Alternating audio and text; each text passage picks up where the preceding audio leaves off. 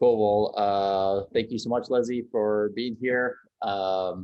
We can get into an introduction in just a moment, but just want to quickly thank Microsoft and UTEP for being sponsors and partners of Startup Grind El Paso. For those of you guys that are in here today, actually Startup Grind and a company called Pitch.tech is doing a competition for idea stage startups. And so if you have an idea right now that you're thinking about, or maybe you're working on it and you've raised less than 100K and you have less than 10K in revenue, you can apply to this and potentially get a $10,000 grant into your startup. So I put the link in the chat, so check it out. But yeah, cool. Leslie, thank you again for taking the time to do this. Just some background. I was fortunate enough to meet Leslie at a conference in Houston where there were many other vendors selling to educators, specifically career and technical education educators, and it was a very interesting experience for me.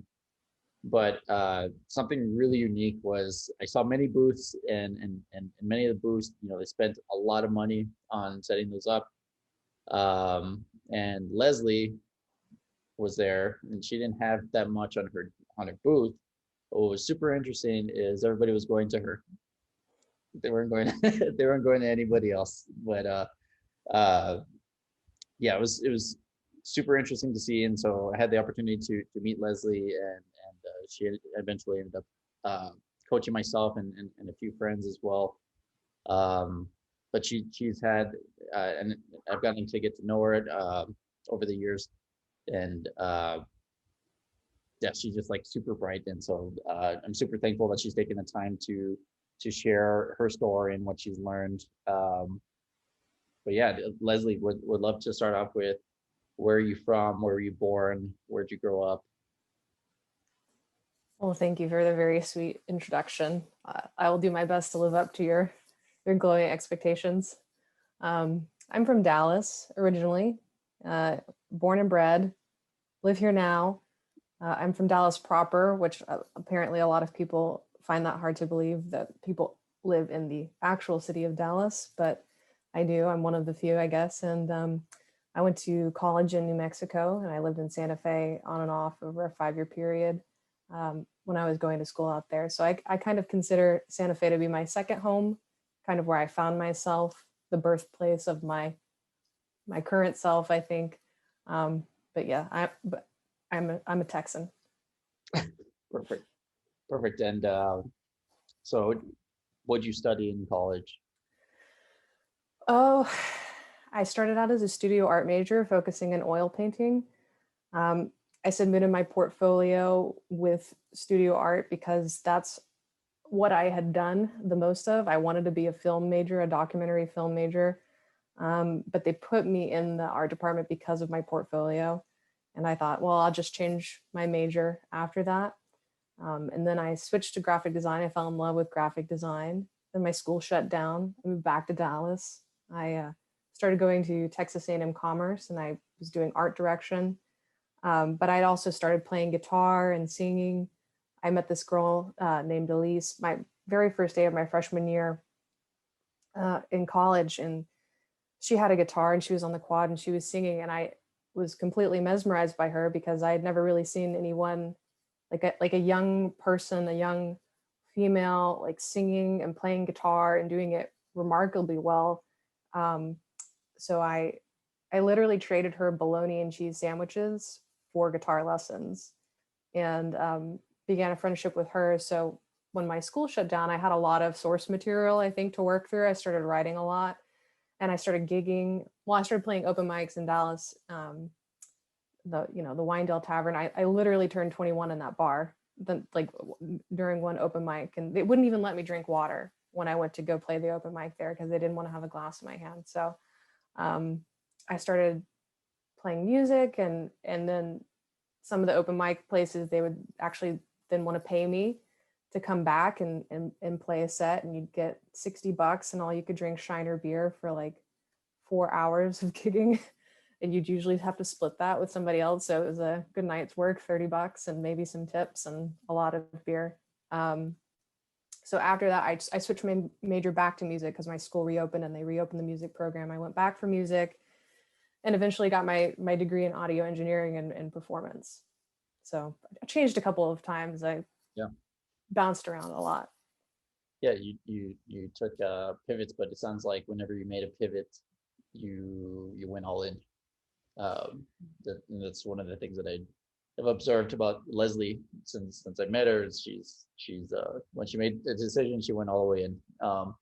And so I get a little obsessed with things. yeah, it's a great quality.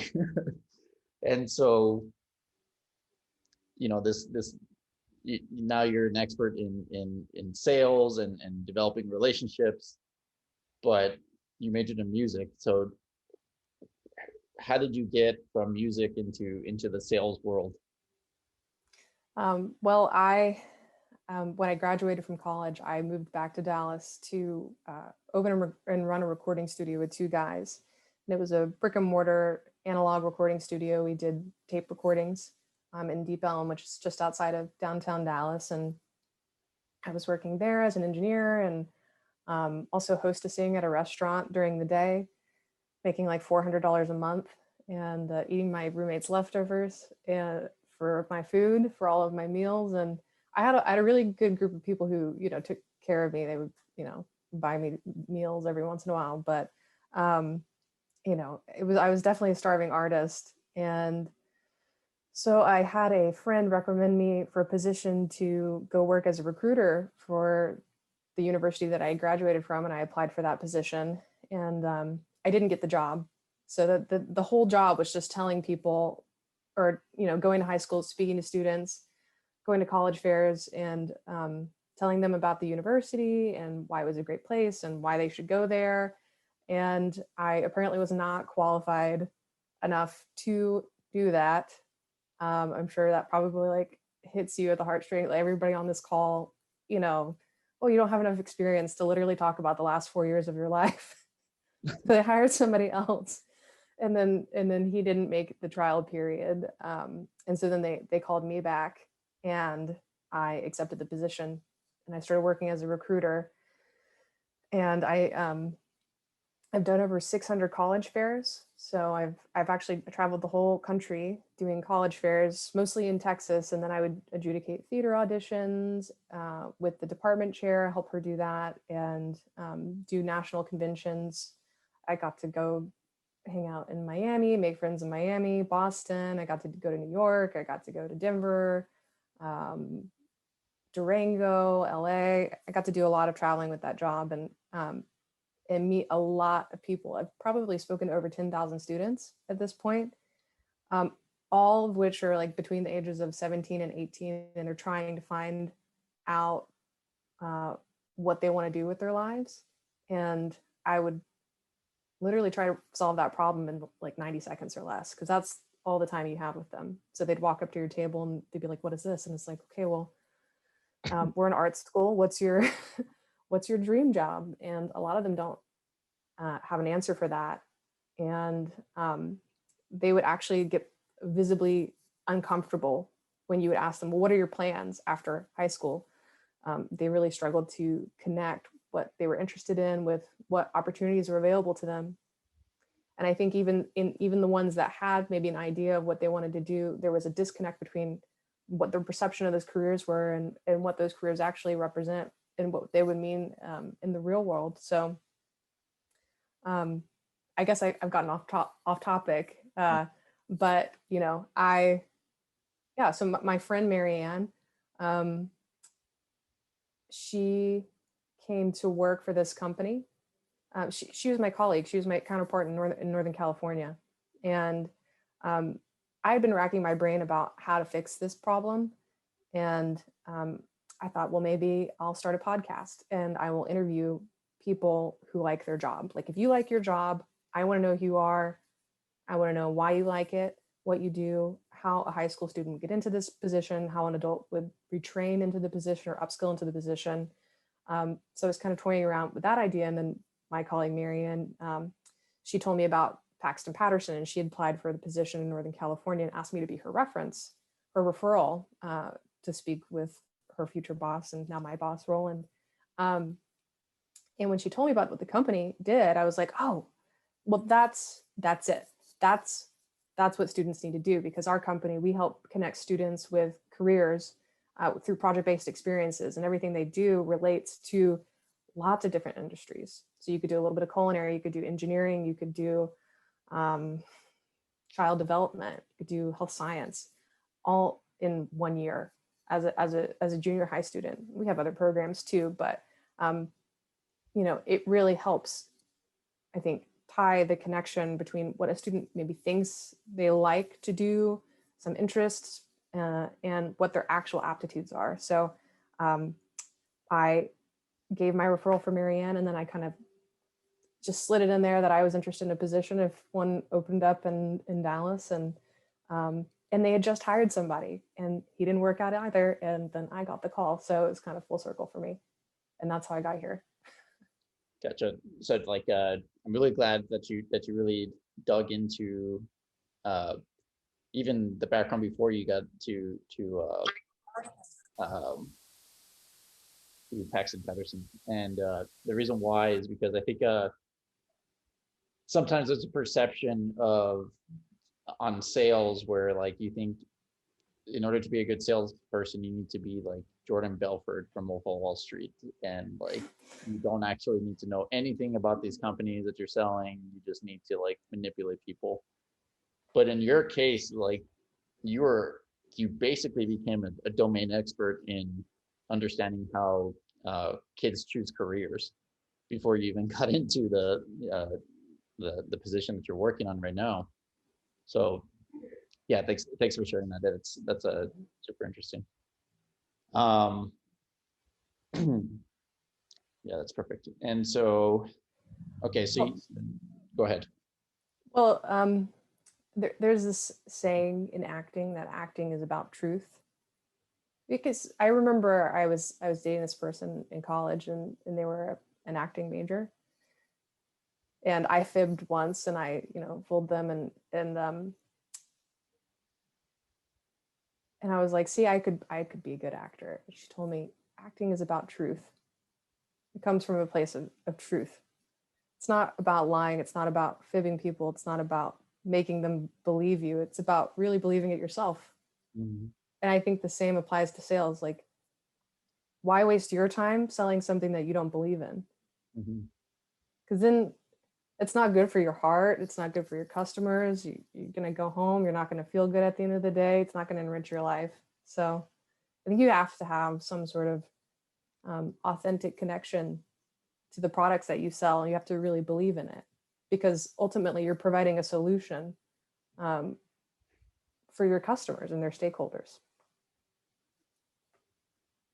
That was pretty deep. That was pretty deep, but that's awesome. I'm going to remember that. That's the first time I've actually documented something during one of these calls. So thanks for sharing that. So yeah, I guess would love to dig into more of your experience at Paxton Patterson. So, who was your first sale, or what was that like? Was it easy, difficult? I'm guessing my guess would be it actually probably was not that difficult because you were already an expert in this. Yeah, I wouldn't say it was difficult. And in fact, I felt really lucky. I wouldn't, when I first started, I had a lot of imposter syndrome. I was really young, and I'm still young, but I was even younger, and I was working with people twice my age, and they are the real experts of education and what students need. And the thing that I was an expert in is that I knew what the problem was. And then Paxton Patterson, I think, is an expert in creating that solution. But I had no sales experience other than, getting students excited about college, about art college in the desert in New Mexico. So, I appreciate you saying that I was an expert, that I definitely didn't feel like an expert then. I feel much more knowledgeable now. But there's still so many things I think that I try to learn every day, both on sales and the education realm. I mean, just the amount of legislation that's passed about education is mind-boggling, both on the state level and the federal level. So you have to constantly, keep up on all of that, and it can be really difficult. But anyway, my first sale was, I think, at that time the biggest ever single order from a district for curriculum that our company had ever had. It might not have actually come in as a purchase order like first, but it was my first real lead, and that I saw from beginning to fruition. And it actually came as a walk-in.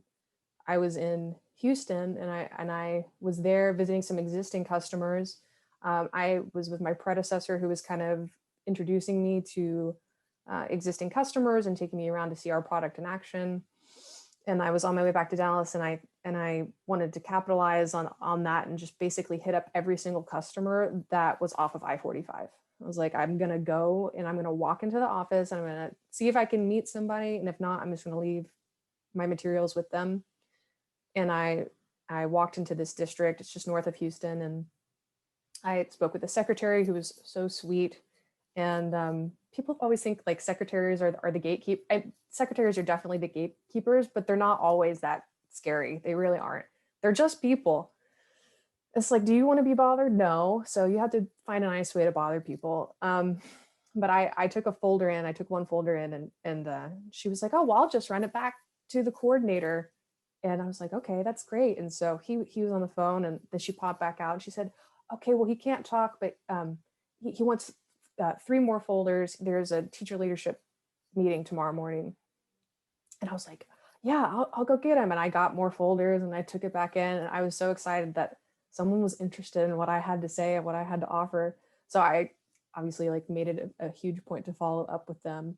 And I was trying to talk to them about health science, but what they were really interested in, they came back and they said, well, we already have something in place for this, but what do you have for junior high CCR, which is college career readiness, and junior high STEM? And so I said, well, boy, let me tell you what we have. And then it turned into a great relationship. And yeah, I closed, let's see, I discovered the lead in October. It closed in May.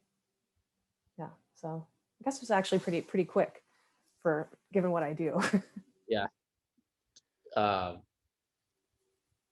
So yeah, so that's super interesting though. I can imagine a lot of people that go into sales being pretty impatient with a sales process that takes that long, even if that's a short one.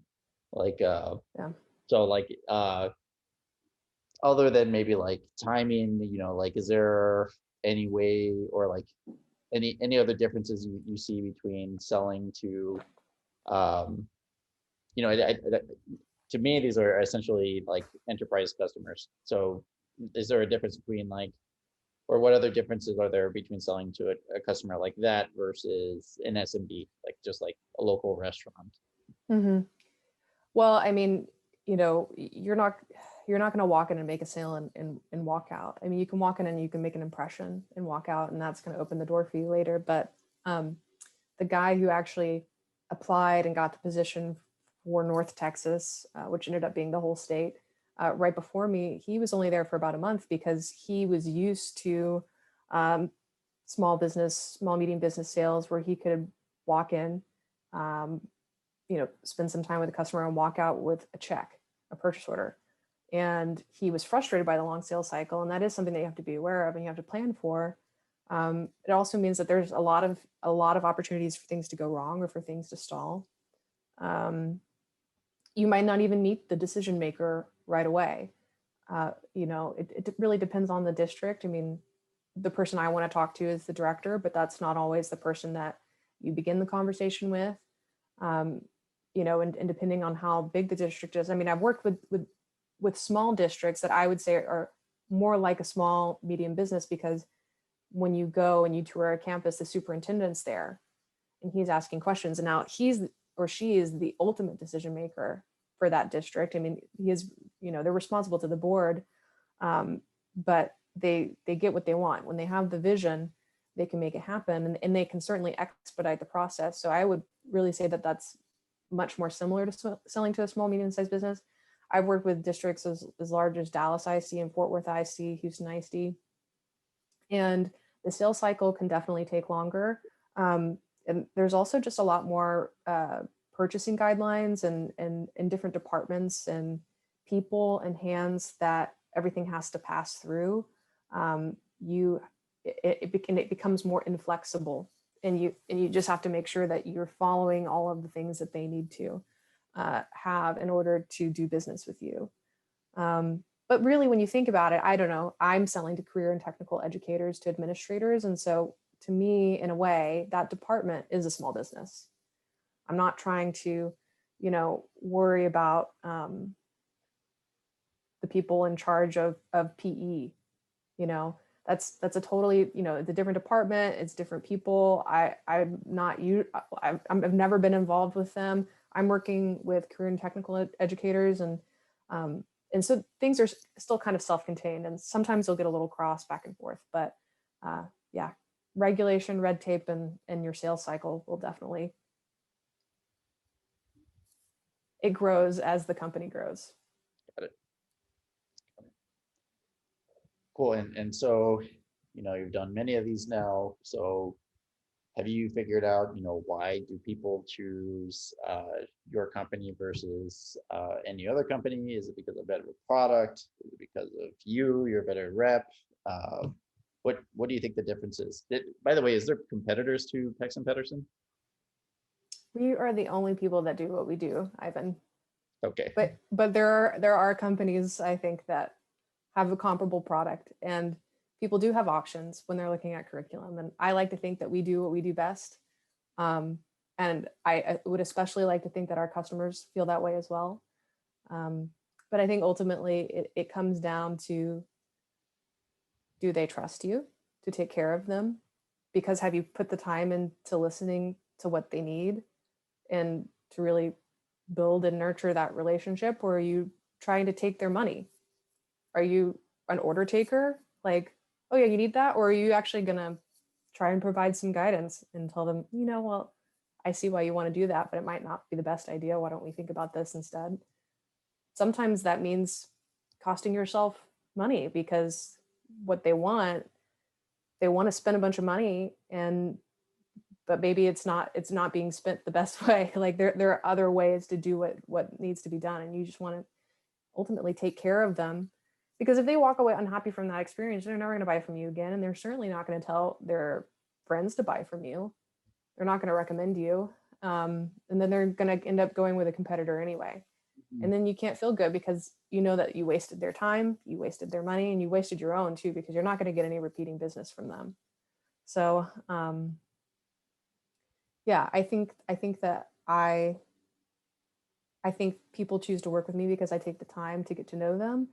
And I've actually created some, I think, really true and lasting friendships with customers. I've even played tennis with a customer before. So, I mean, you never know who you'll find. Yeah. It's like everybody has somebody that they care about. Why can't I be that person? Yeah. And given the I don't know when you start creating like a closer relationship with people, but like given how long it takes to close a deal with these customers, I think you have the time to develop a relationship or a friendship with them too. Yeah, definitely. I also look for opportunities to connect with like-minded individuals. I think educators and I are like connected in our passion for helping students and helping them figure out what they want to do. But if you ask enough questions, you'll find that you have probably a lot more in common with someone than you think you do. So I've actually found like a lot of board game geeks in CTE, and I love board games. I play board games all the time. So I end up, like I have a guy right now, he's a customer, and he's literally said, what do you think about this board game?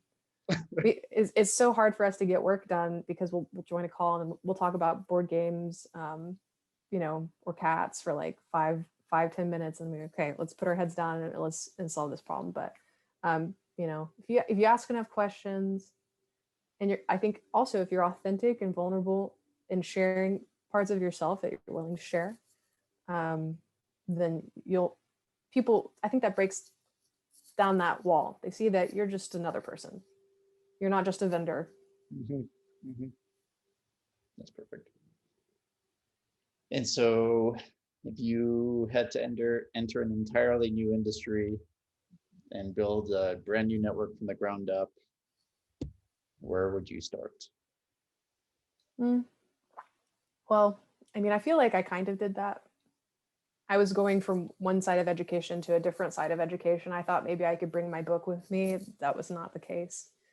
If I were to go into a completely, like, say I wanted to start selling software as a service, and not to school districts, but to enterprise clients, just private companies.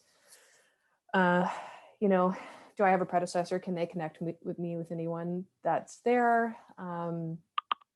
I would scour LinkedIn. Who do I know that knows people at the kinds of companies that I want to work for or work with? That's another thing that made me think of it. When I say work for, it's because I want to become a member of their team. I want to work for them. You know what I mean? Like you're doing something for them. You're providing them a service, and I think it's important to hold that service-centered philosophy with you when you sell. But that's a sidebar. I'd make a list of who we're doing business now, who we could be doing business with that we're just a couple steps away from, and then who are my dream clients, like who do I really, really want to work with, and just slowly start to move them from one column to the next column. If I don't have any connections at all, I'll just start doing omni-channel prospecting. I'll call them. I will send a video message. There's several video messaging platforms that you can send a video message in an email, and it'll show up and it'll be like a little GIF waving. You can put their name on a Post-it note so they know you're sending it especially to them. Send an email. You know, if you're inside sales, just go online, build up your Twitter presence, post on LinkedIn, post informational things on LinkedIn. You know, when you're prospecting, it's great if you can share something that's valuable to them. And you're not just calling to, pitch to them. You know, you're calling to introduce yourself, to share, to let them know that you're here as a resource. So I'd look on LinkedIn, start reaching out to people. And then if I were a field salesperson, I'd just go start knocking on doors. Perfect. It's just baby steps. Yeah. One foot in front of the other. And you got to just be relentless. You just got to do it every day.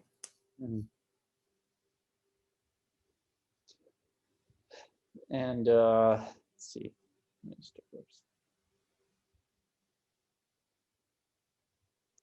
Man, so I wrote down some questions, and so I'm trying to figure out what the heck I was trying to say on this one.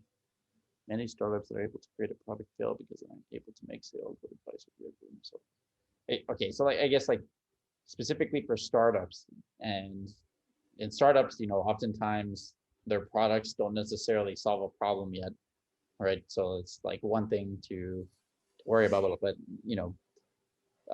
for companies that have not necessarily figured out product market fit yet, like what sales advice, I guess, that would you give them? Well, I think something that's important to keep in mind is no matter how amazing your product is, and probably you could take one of the most complex problems and you can put a solution together, put a bow on it, and it's not going to sell itself. And I think people think that because their ideas and their products are their babies, and you have a lot of pride. And you just know that this is it. And I did it and I solved it. And when people see it, they're going to know that they need it, and they're going to buy it.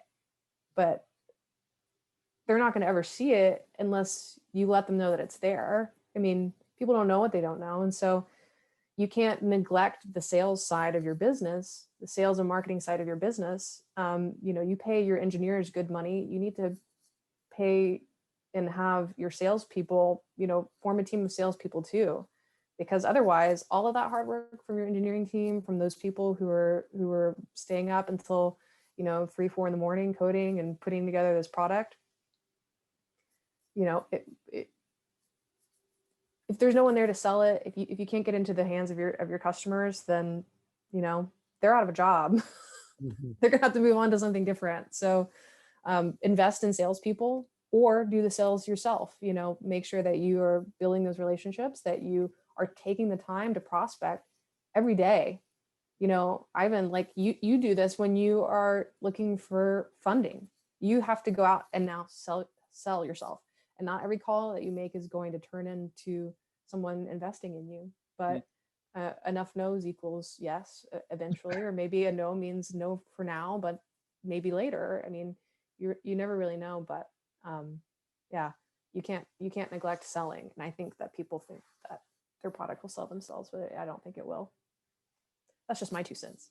Yeah, makes a lot of sense. And so for the individuals that do not have the capital to hire salespeople onto their team, what books? Phone. Oh, I was gonna say, you don't have the capital to hire a sales team. You have a phone. Yeah. So do it yourself. Yeah, you can make calls.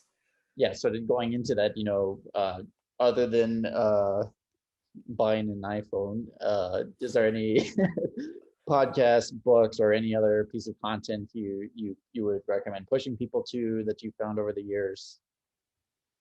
Yeah. So because I didn't have any sales experience, I like voraciously audio listened to a lot of sales books. I started with Jeffrey Gitomer. He's considered the king of sales.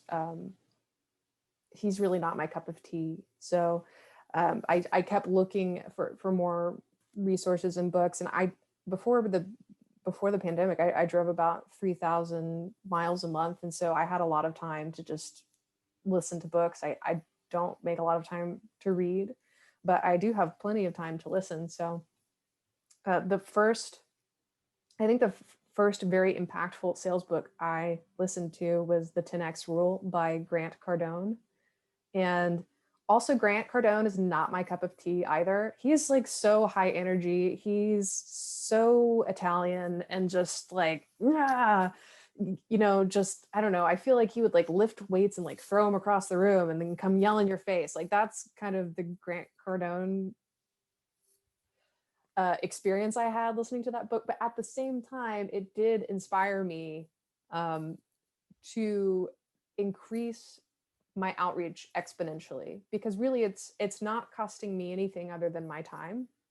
And really it doesn't take too much more time to like, okay, I've done 4 I've done 4 calls today. On my way home, I know there are 3 more districts. It's 2:45. I've got X amount of time. I'm just gonna go. They're on my way back to my hotel.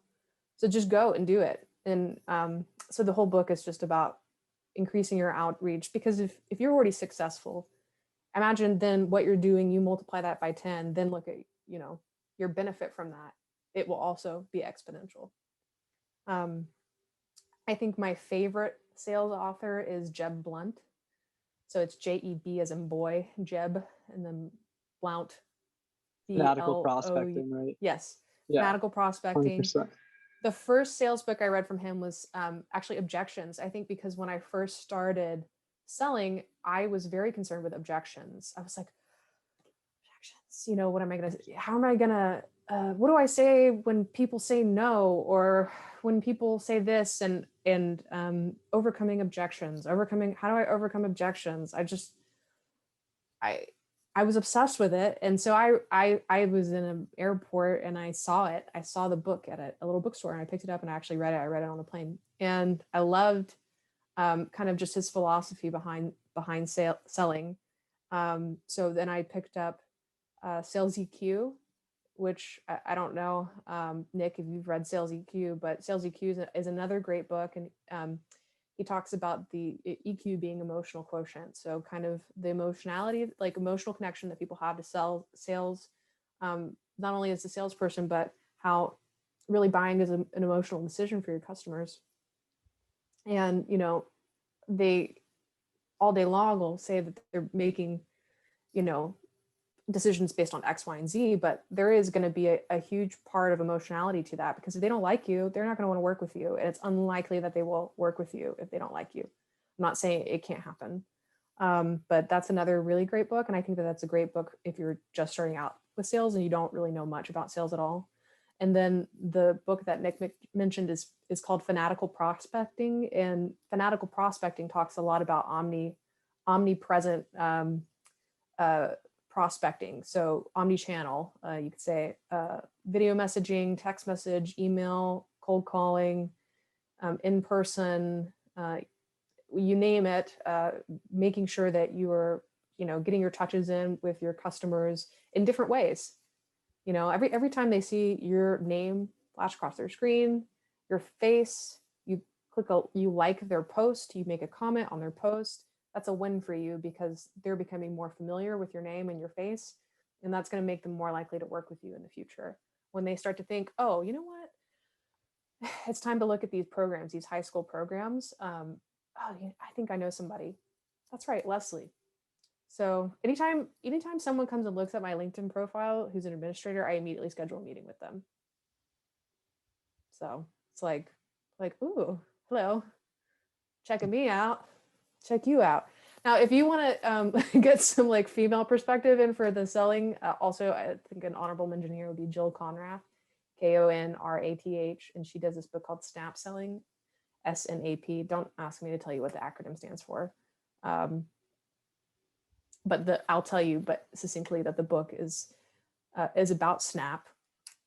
But I think one of my big takeaways just from that book, regardless of whether I can or can't remember what the acronym stands for, is really being a resource to your customers and to create and give value to them when you reach out to them.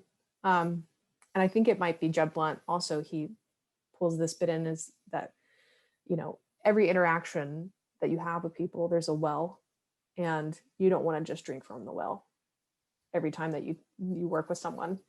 You always want to be giving back to them and replenishing that well, whether it's by being a friend to them and listening, helping them solve a problem that is stressing them out, or if it's, you know, providing them links to funding resources so they can help grow their own programs, even if they're not going to spend that money with you. Because again, no doesn't always just mean no. It just could possibly be no for now, I think. Perfect. Thanks for sharing all that. My last question, I'll open it up for Q&A, is just how has COVID, you know, we were talking about prior to this call, but how has COVID played an impact on your position?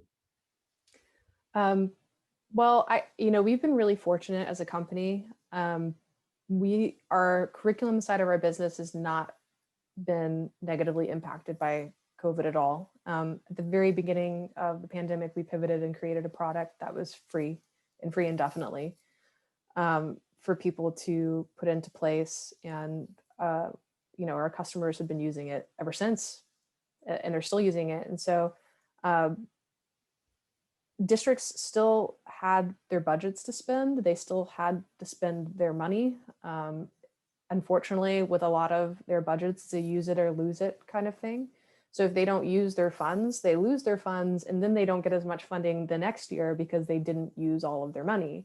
And that's probably the same for most companies. So you're also helping them in that regard, when they're buying from you, because you want to make sure that they get that funding every year so they can do different things with their money. So we still got a lot of business there, and our product is a blended product where it's not only hands-on, but all the content curriculum's delivered online. It has videos. So we were able to take it in stride for sure. Me personally, though, I think I was really nervous at the beginning. because I didn't know how it would play out. And I remember just getting really, really anxious about it. Just kind of working myself up and getting, really nervous. And I just kind of really had to remember about Jeb Blunt and Fanatical Prospecting. And that's when I really started to double down on prospecting. I think was right at the beginning of the pandemic. I wrote, a white paper. I put together a list of resources and things that students could be doing to bring hands-on learning home before we created our custom product. And I just kept calling people. I tried to give them maybe like a little bit of a break. And I was very cognizant of the fact that like every time I reached out to them, I wanted to make sure that I was giving them something useful because they had so much on their plates. So at first it was my white paper. And then when we came out with the product, I was like, here's this product, you can have it for free. It's yours. Here's how to use it. Then I, put together a video on how to use Google Translate and Read Aloud to help students translate things and have them narrated in Spanish and other languages. So I just wanted to be a resource every single time. So when I prospected, I had a reason to be calling, other than be like, how are you? How's everything going? Because I think there's a time and place for that, but also, these people had a lot to do and not a lot of time to get it done. And then, but other than that, actually the pandemic was really kind of nice for me to not travel because I've been traveling for work for almost 10 years. And now I have like a whole bunch of hobbies that I never would have made the time for. I do them all on the weekends, but even before I think COVID, I had a hard time letting go of the weekend time. Like I'd want to shut myself in the house and not do anything and just do laundry on Saturdays and Sundays. And now, let's see, I learned how to sail. I learned how to sail a boat. I started taking a stone sculpture class, and so I've been doing stone carving for over a year now. I'm taking welding this summer. And I did have a failed hydroponic experiment as well. I killed all my plants when I moved them outside. But I built this whole thing. I like got really, because I get obsessed. I get obsessed with things. I read everything there was to read about hydroponics, and I like bought all the things, and I like had PVC, and I drilled holes in it, and I got a water pump, and then I had it going, and I had the little incubator, and I grew my seeds, and then I had it in the garage, and then my plants were getting too big. So I was like, okay, I'm going to slowly transition them outside. And then they died because the water got too hot. But yeah, I kept myself entertained for sure. That's awesome. Man. Well, thank you so much, Leslie. Really love all the stories where you get super obsessed with something. Like that's such a great quality. Like Maybe. I love I have a hearing. lot of interest now. Yeah. But you know what? I'm going to buy a boat. I'm going to sail the world. I'm going to learn everything there is to do about sailing and sail all the time. And I'll find something else and be like, ooh, that. Yeah. Yeah. Does anybody have any questions? Ifat, you're required to ask a question, just so you know. Oh yeah. Well, if you're required, I guess I'll go first since I'm not known for that. But I was just curious, Leslie, how you came across Grant Cardone, because I do know he is pretty loud spoken and whatnot. And I find that a lot of people do end up getting involved with his content, maybe in the early stages of their sales career. And I'm curious, like, if you do, like, because you do seem to be pretty involved in like sales, just like literature and whatnot. I was curious, do you like look to any resources on a daily basis in order to like keep sharp on the latest sales stuff? Because I know Jeb Blunt is a huge resource, and his stuff is super good. But I was curious if you had any other things that you would look to for like that information on a daily basis. Mm-hmm. Well, there are a couple parts to that question. And actually, I discovered Grant Cardone because of another obsession that I had and have, which is real estate investing. So, I mean, I think, about, I don't even know, like 5 or 6 years ago, I was like, I'm going to be financially independent. I'm going to do this. And I just read like everything I could get my hands on about real estate investing. And I got super into this website and forum called Bigger Pockets, if you've ever heard of it. And Bigger Pockets has the Bigger Pockets podcast. And one of the questions they always ask their guest speakers is what are your favorite business books and real estate books? And I think I had heard of the 10X rule. I know I definitely heard of it through the podcast. I think it had been mentioned at this point more than a few times. I was still in a job where I was traveling all the time, so I was listening to that podcast, listening like 100 episodes. So finally, I think I downloaded it on Audible, and I finally had the time to listen to it, and I listened to it. So that's how I discovered Grant Cardone and and the 10X rule. That's awesome that you did the audiobook though, because he freaking brings the energy Yeah, in that he really book. does. Like you get pumped. You're like, yeah, I'm gonna throw weights too. Like he definitely he's a he's different an beast, inspiration for sure. Yeah. And yeah. he looks the way he sounds. And yeah, so then as far as like what do I do every day to be a better salesperson? Well, I mean, I feel a little bad. I mean, like I get Jeffrey Gitomer's newsletter. I think I just unsubscribed from it because they kept trying to sell me stuff. But how did you say it, Jeffrey? Jeffrey Gitomer. It's like Gitomer. the sales bite, I think. I mean, you could get it. I think he has some good stuff on occasion, but I just feel like he kept trying to sell me something, and I wasn't getting as much from it as I thought. He also has a podcast with his now wife, who's a woman in sales who did sales in a New York Minute. And so that's one possibility. I get Jeb Blount's daily newsletter, and he actually has the Sales Gravy University, and you can do workshops in sessions, and some of them are live. So I did one, I think it was a Fanatical Prospecting workshop, maybe. And I went and I basically took notes from my whole team and then wrote newsletters, every week for 4 or 5 weeks, however long the boot camp lasted. But the master trainer, Jessica, Stokes, she was incredible. So I definitely recommend taking one of those, especially the live workshops. They have like boot camps that last, between 4 or 6 weeks, maybe I think it was actually twice a week, Mondays and Fridays. So it was really chock full. That was a few $100s. But then they have shorter ones, like, 1 hour workshop. I like the live stuff because you do role play, you do breakout sessions, it's all on Zoom. But there are also kind of self-paced recorded material too that you can follow up on.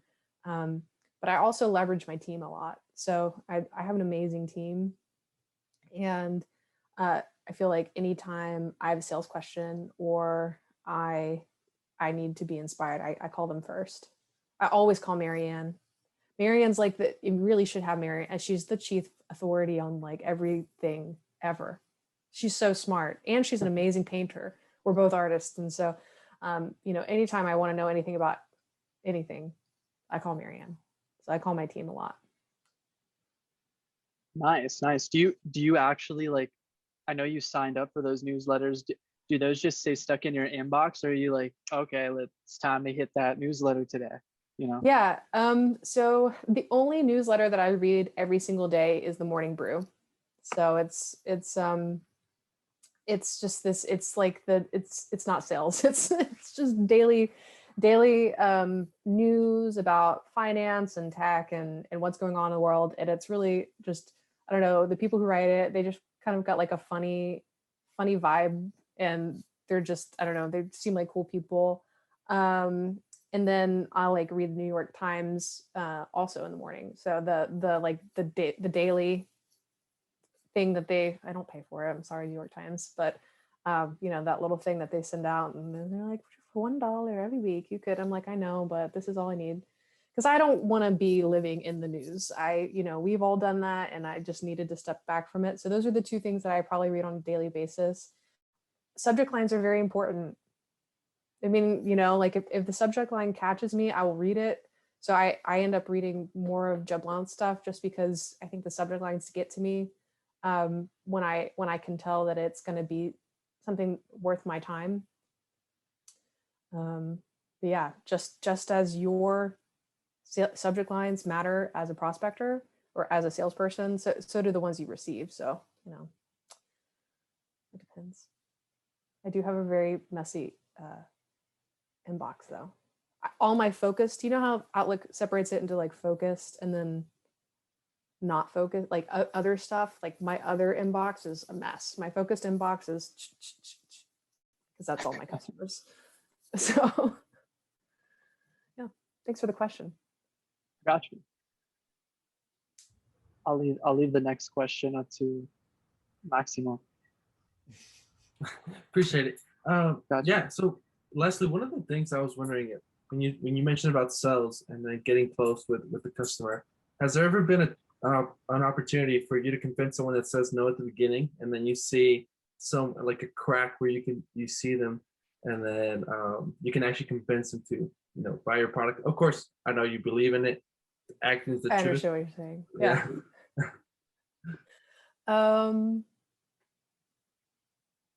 Yeah, I mean, not a lot of people will tell you no.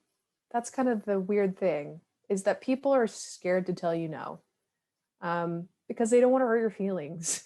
Like, your customers are just, they're people too, and like, as much as you don't want to hurt someone's feelings, you don't. So it's like we're all fearful of rejection, but I think we're also just as fearful of rejecting others. I mean, it's super hard to break up with somebody. It's also really sucks to be broken up with. And so it's like, it's the same thing for them. They don't really want to reject you. What they'll do is they'll just ghost you. They just won't talk to you. They won't respond. And I have definitely been able to come back from that because it's just consistent. It's just like, hey, here I am. Here's an article. Here's this. Did you know that you're getting all of this money? Did you know that ESSER funds are being released by the governor and you have $100 million coming into your district? Did you know that? Here's some advocacy on how to get that money for yourself if and when you want to spend that with me. So it's just consistent. I mean, it might take you 20 times to connect with someone. I remember, like, I had a meeting with this person and it was a great meeting. I felt like we jived, like we got it. It was really cool. And then I like never heard from her again. And I was like, what did I do? Like, I really thought that we had a connection, like a real connection.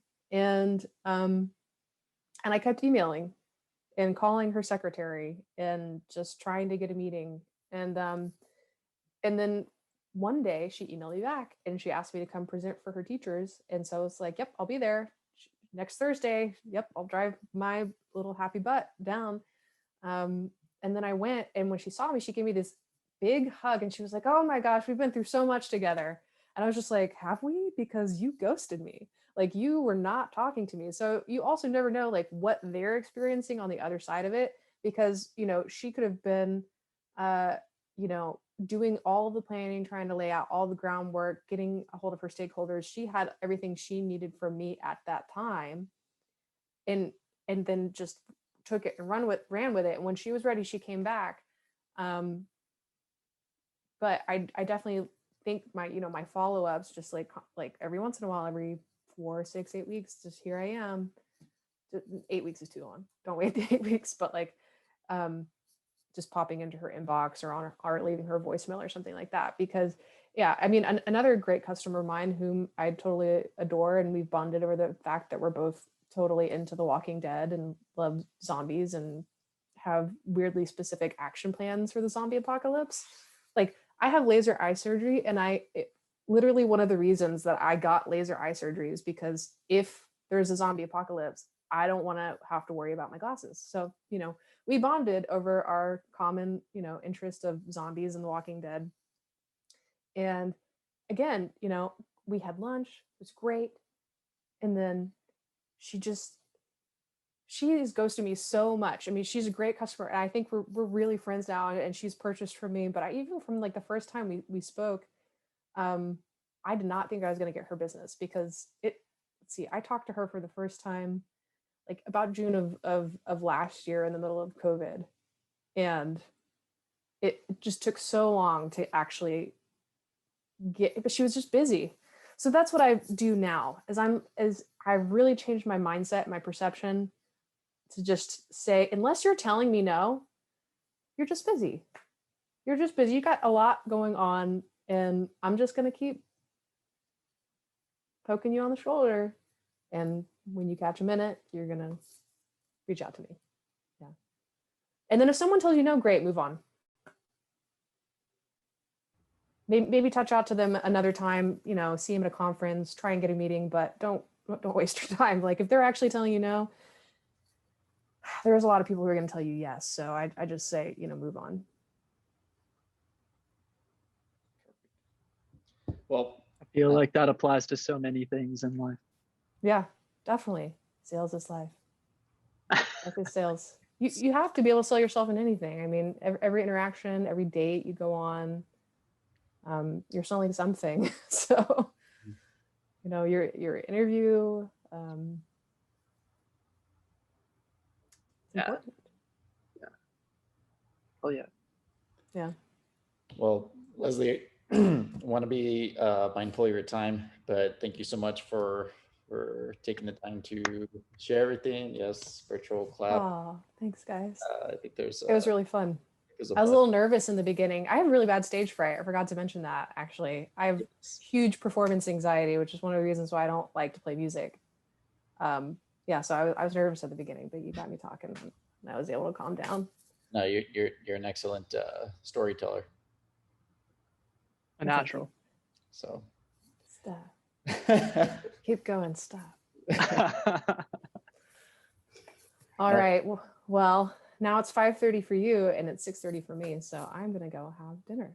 Awesome. Enjoy yourself. Thank you so much. It was nice getting to know all of you. I could talk all night. I appreciate it. Cool. See you, everybody. Thank you. Later, guys. Bye. Bye. Thank you. Bye. Thanks.